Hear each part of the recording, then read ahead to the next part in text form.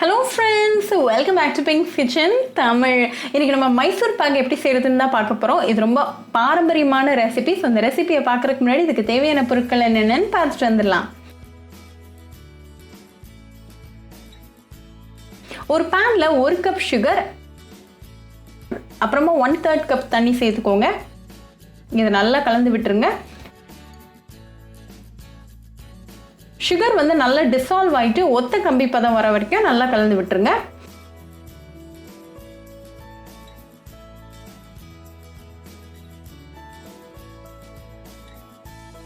இப்போ நமக்கு ஒத்த கம்பி பதம் வந்தாச்சு. ஸோ இந்த ஸ்டேஜில் 1 கப் கடலை மாவை கொஞ்சம் கொஞ்சமாக சேர்த்து நல்லா கலந்து விட்டுக்கிட்டே இருங்க. கட்டி எதுவுமே இருக்கக்கூடாது.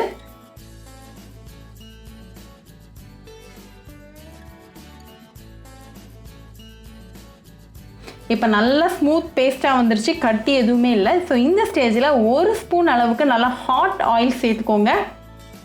ஒரு 2 கப் அளவுக்கு ஹாட் ஆயில் ரெடியாக வச்சுக்கோங்க. இப்போ இதை நல்லா கலந்து விட்டுருங்க.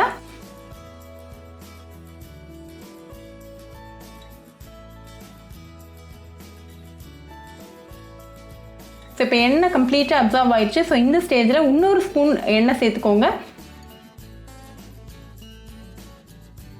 அதே மாதிரி கலந்து விடுங்க. எண்ணெய் குடிக்க குடிக்க நீங்கள் எண்ணெய் சேர்த்துக்கிட்டே வாங்க.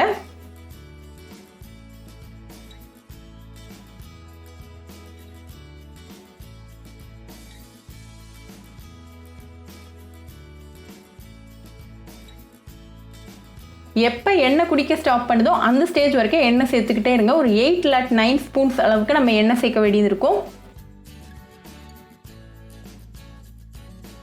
கை விடாமல் நீங்கள் கலந்துக்கிட்டே இருக்கணும்.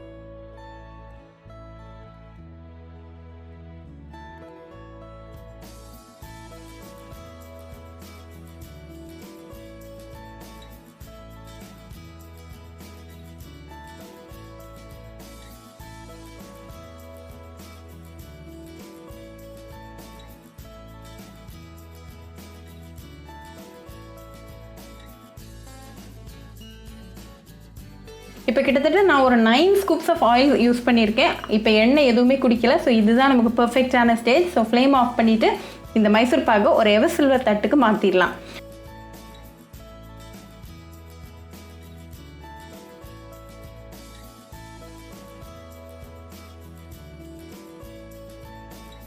ஒரு ஸ்பூன் வச்சு இதை நல்லா லெவல் பண்ணி விட்டுருங்க. இது ஒரு 5 minutes அப்படியே இருக்கட்டும். 5 minutesல நீங்கள் உங்களுக்கு பிடிச்ச ஷேப்பில் கட் பண்ணிக்கலாம். 5 minutesக்கு மேலே போயிடுச்சுன்னா ஹார்ட் ஆயிரும். ஸோ கரெக்டாக 5 minutesல உங்களுக்கு பிடிச்ச மாதிரி ஷேப்பில் கட் பண்ணி வச்சுக்கோங்க. கட் பண்ணிவிட்டு இது ஒரு 15 minutes அப்படியே வந்து விட்டுறலாம்.